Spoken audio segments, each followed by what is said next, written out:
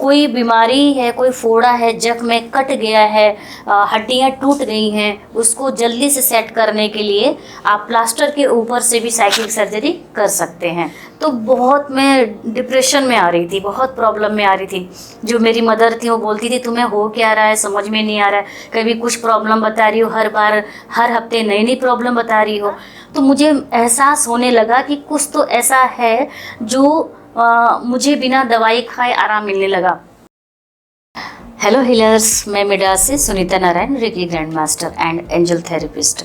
आज बहुत सारे स्टूडेंट्स का, हीलर्स का क्वेश्चन काफ़ी लंबे टाइम से मैंने नोट किया था। सो आज उस पर प्रॉपर वीडियो बनेगी। आपके क्वेश्चन होंगे और मेरे आंसर होंगे। पहला क्वेश्चन है, आपने रेकी कब और क्या सोचकर सीखी थी मैम? इस पे बहुत सारे मेरे हीलर्स का क्वेश्चन मेरे व्हाट्सएप पर भी आया था और कई बार जब हम टाइम देते हैं बात करने के लिए तो हीलर्स के क्वेश्चन भी पर्सनल भी आते हैं, तो वो मैं नोट डाउन करके रखती हूँ और जब ऐसा कुछ सिचुएशन बनता है तो उस पर मैं प्रॉपर वीडियो भी बनाई हूँ। तो इसमें ये क्वेश्चन था, बहुत सारे हीलर्स का था और जिन्होंने ट्रेनिंग नहीं भी ली थी, जिन्होंने सीखने के लिए बात की थी, उनका भी कहीं ना कहीं ये क्वेश्चन आया था। तो मैंने रेकी कब सीखी थी? जब सर सीखे थे ना, ट्रेनिंग लिए थे रेकी का, तो वो प्रैक्टिस करते थे रेकी का। तो उसके पहले 2009 में मुझे पता चला रेकी के बारे में, और उसके पहले रेकी का आर में मुझे पता नहीं था, कहीं से सुनने को नहीं मिला, पढ़ने को नहीं मिला। लेकिन 9 में मुझे पता चला, 2009 में रेकी के बारे में। तो सर ने सीखा रेकी। वो जब सीख करके आए थे तो प्रैक्टिस करते थे, ठीक है सर, जो मेरे हस्बैंड है, आपने वीडियो में भी देखा है। तो जो प्रैक्टिस करते थे ना, फुल बॉडी करके जब उठते थे तो बोलते थे ना, बहुत अच्छा लग रहा है, बहुत अच्छा फील हो रहा है, बॉडी हल्की फील हो रही है, माइंड भी एकदम, कोई भी थॉट्स नहीं आ रहा है। तो मुझे बार बार मन में आता था कि ऐसा क्या मिल गया है, करते क्या हैं, लेट जाते हैं सर और ऐसे करते हैं, फिर ऐसे करते हैं, इससे क्या मिलता है ऐसे। तो मैं भी करती थी, मैं करके देखती थी, मुझे समझ में नहीं आता था। तो बार बार मैंने देखा कि सर, जैसे कि हम आप लोगों को बताते हैं कि डेली आपको 24 पॉइंट्स पर हीलिंग देना है, तो सर भी करते थे, सर के जो गुरु थे। तो उनको देख देख करके मेरी जिज्ञासा हुई कि मुझे भी ना एनर्जी फील करनी है कि आखिर ये होती क्या है। तो जब सर का 2nd लेवल था तो फिर मैंने भी कोशिश किया कि मुझको भी सीखना। सर ने भी बोला कि आपको भी सीख लेना चाहिए, ठीक है। तो उस समय मैंने करीबन 2011 के आसपास मैंने सीख लिया था, रेकी की ट्रेनिंग ले ली थी। और जब मैंने सीखा, फर्स्ट हीलिंग ट्रेनिंग लिया, तो बहुत अच्छा फील हुआ, ठीक है। और जो एनर्जी की चीज़ें हैं बहुत ज़्यादा समझ में नहीं आती थी, क्योंकि बहुत ज़्यादा डिटेल में उतना हमें जानकारी नहीं मिली थी, ना ही हमारे पास ऐसा फ़ोन था एंड्रॉइड वाला कि उस पर बहुत सारे हम वीडियो देख सकें। यूट्यूब पे भी तब रेकी से रिलेटेड इतने सारे वीडियोस भी नहीं मिलते थे, बहुत सेलेक्टेड वीडियो मिलते थे जो ज़्यादा समझ में नहीं आता था। लेकिन धीरे धीरे उसको हमने फील करना शुरू किया और वह हमें तभी समझ में आया जब हमने खुद के बॉडी पर हीलिंग देना शुरू किया। और क्वेश्चन है, नेक्स्ट क्वेश्चन, मैम आपने खुद की कौन कौन सी बीमारियां हील की हैं? ये भी क्वेश्चन बहुत सारे स्टूडेंट का है, हीलर्स का है। तो देखिए, मैंने 2003 में ना मैं चश्मा लगाती थी। मेरे सिर में इतना तेज़ दर्द रहता था कि मैं दिन भर में 3 से 4 बार दर्द का टैबलेट खाती थी, ठीक है। सिर में इतनी तेज़ दर्द होती थी कि मेरे बैग में हमेशा पड़ा रहता था मेडिसिन। मैं स्पेशल लेके रखती थी, कहीं जाना है, कहीं फंक्शन पार्टी में जाना है, किसी रिलेटिव के वहाँ जाना है, तो पहले मैं वो टैबलेट लेके रखती थी। और उसके कारण आँखों की रोशनी पे बहुत असर पड़ा, जिससे कि 2003 में मेरा चश्मा लग गया था और हर साल उसकी पावर बढ़ती जा रही थी चश्मे की। तो जब मैंने रेकी सीखा, तो जब मैं हीलिंग देने लगी, तो लास्ट टाइम मैंने काफ़ी कॉस्टली भी चश्मा बनवाया था कि अब तो लाइफ टाइम पहनना ही है, ये सोच करके। और उसी टाइम क्या हुआ कि मेरे को जब भी मैं चश्मा पहनती थी लिखने के लिए, कुछ काम करने के लिए, तो आँखों में ना इरिटेशन फील होता था कि नहीं, इसको निकाल के फेंक दो, ठीक है। तो मेरे को ऐसा फील होता था बार बार। तो जब हम लोग सर और मैं हम लोग साथ में ही प्रैक्टिस करते थे, उठते थे तो अपना अपना अनुभव शेयर करते थे कि आपको कैसा लगा। तो वो सर बताते थे, फिर मेरे से पूछते थे, फिर मैं अपना अनुभव बताती थी। तो मुझे समझ में नहीं आया, लेकिन फिर भी मैंने बोला कि बोलना ही है तो बोलती हूँ। तो मैंने बोला सर को कि ये मैं जब चश्मा लगाती ना मुझे बहुत इरिटेशन होता है, मुझे चश्मा लगाने के लिए बोलिएगा मत। तो सर ने भी बोला कि सेम यही हाल मेरे साथ भी हो रहा है, मुझको भी इरिटेशन हो रही है चश्मा देख करके। तो सर ने खुद बोला थोड़ी देर रुक करके कि कहीं ऐसा तो नहीं कि हम लोग हीलिंग दे रहे हैं उसका फल हो। तो 2-3 दिन में ना हमें क्लियर हो गया। फिर सर ने लास्ट डे क्या किया, 2011 या 12 में सर ने क्या किया, उन दोनों चश्मों को पकड़ के तोड़ा और उठा के डस्टबिन में डाल दिया, अपना चश्मा भी और मेरा भी। उन्होंने बोला कि नहीं, अब हम रेकी से जुड़ गए हैं तो अब हमें कभी भी चश्मे की आवश्यकता नहीं पड़ेगी, फिलहाल अभी इसको हटा देते हैं अपनी लाइफ से। तो वो लास्ट डे और आज का है, करीबन 15-16 साल हो गए हमें चश्मा लगाए हुए। चश्मा नहीं लगाए, हम लोग डस्टबिन में डाल दिए हैं। और अभी जब 2003 में मुझे चश्मे की जितनी आवश्यकता पड़ती थी, आप लोगों को सभी को पता है कि अभी 51,700 से भी ज़्यादा हीलर्स ऑलरेडी हमसे कनेक्टेड हो गए हैं। अभी तो बहुत ज़्यादा वर्क पड़ता है हमें, मोबाइल में भी पड़ता है, सिस्टम पे भी, किताब में भी पड़ता है, लेकिन फिर भी बिना चश्मे का ही काम हमारा हो रहा है। प्रोफेसर मीकाओ सर की कृपा से, गुरुओं संतों की कृपा से और आप सभी की ब्लेसिंग से, ठीक है। तो एक तो मेरी आँख की प्रॉब्लम ठीक हुई जो मेरी है, और उस समय 2000 के आसपास मेरे घुटनों में दर्द रहने लगा, कमर में दर्द लगने लगा, और समझ में नहीं आता था कि जब उठती थी बैठती थी, कभी दीवार पकड़ती थी, कभी चेयर पकड़ के उठती थी, और स्टेयर्स चढ़ने में भी, सीढ़ियाँ चढ़ने में बहुत दिक्कत आती थी।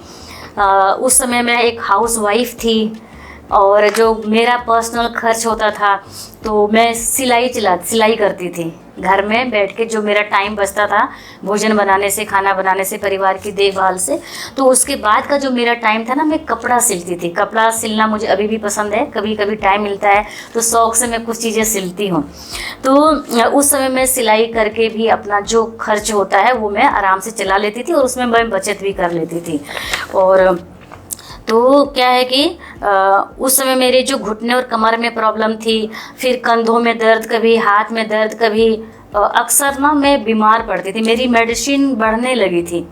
कभी कुछ का दर्द, कभी गले में दर्द, कभी जैसे टाइम से पीरियड नहीं आना, और इरिटेशन रहना मन में, मतलब बहुत ज़्यादा नेगेटिव थॉट्स आते थे, इरिटेट हो जाती थी मैं, बोल एक्सप्रेस नहीं कर पाती थी। जॉइंट फैमिली में हूँ, ससुराल में हूँ, तो मैं हर किसी का जवाब नहीं दे सकती, तो कभी बहुत तेज़ गुस्सा आया तो बोल भी दिया।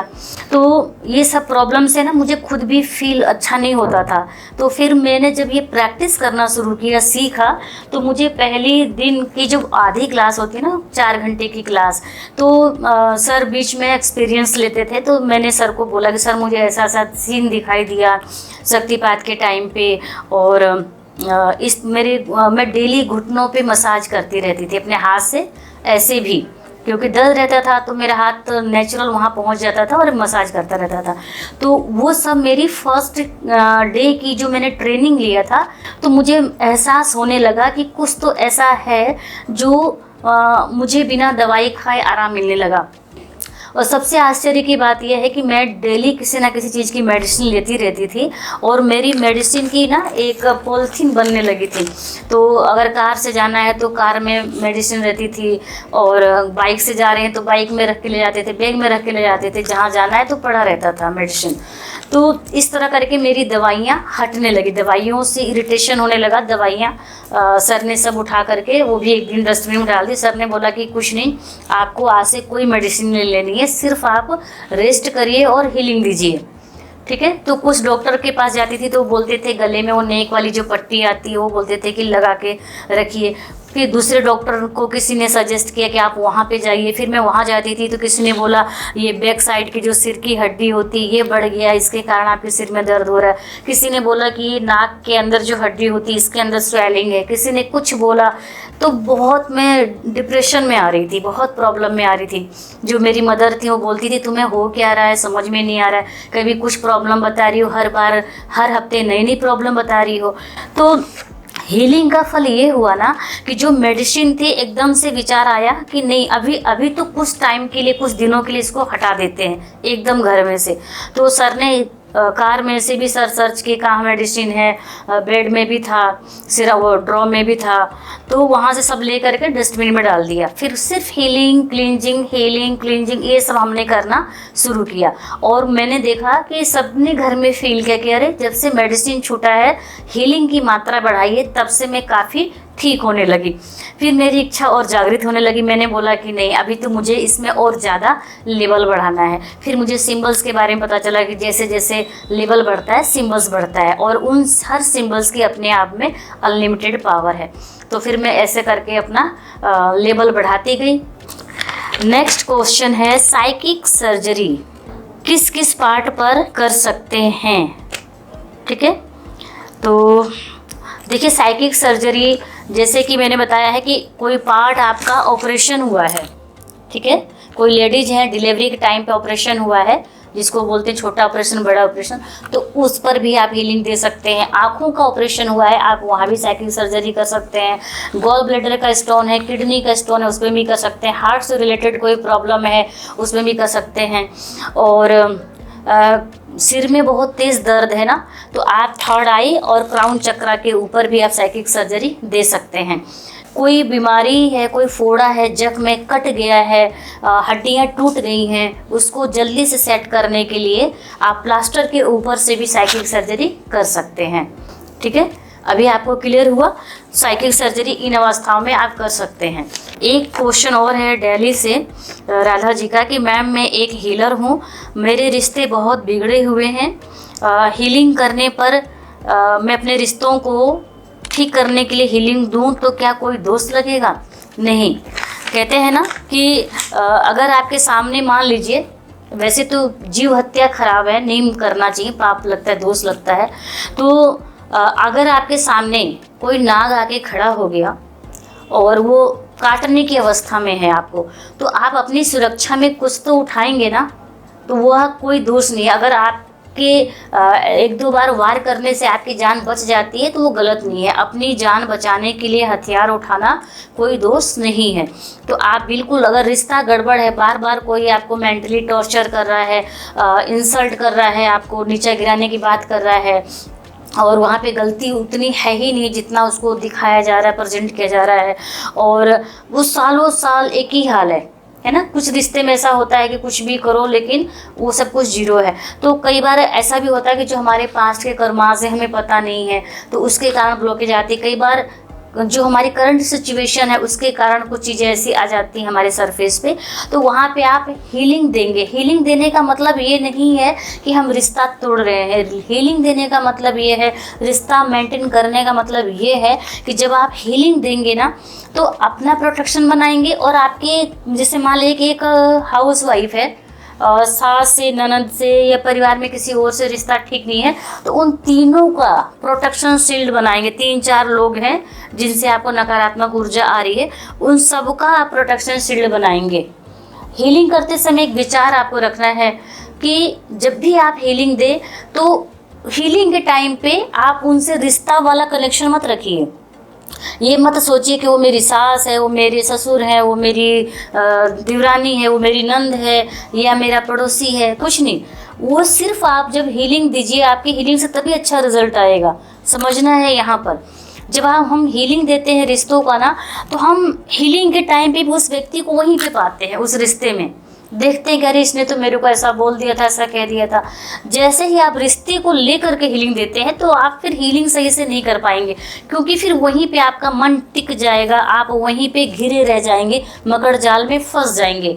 आप खो जाएंगे। करे आपको सिंबल ड्रॉ करना है, अफर्मेशंस बोलना है, उसकी जगह आप क्या कह रहे हैं, सोचने में लगे, अरे इसने तो मेरे को ऐसा कहा था, ऐसा कहा था, ऐसा कहा था, इसके कारण तो मेरे को इतना दुख हुआ था, ये तो है ही खराब, ये तो ऐसा ही है, इनकी तो आदत है, इनका चाहे हाथ पैर जितना भी दबा दो, चाहे जितनी बढ़िया डिश बना के दे दो, चाहे इनके जितने भी कपड़े धुल दो, ये तो सिर्फ कमियां ही निकालती हैं, कुछ भी कर दो।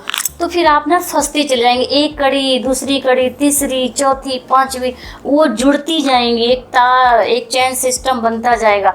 आप नेगेटिविटी में कहाँ जाके खो गए, पता चला जब होश आया तो सिर्फ आंसू के धारे निकल रहे हैं, तो आपकी हीलिंग गई कहाँ।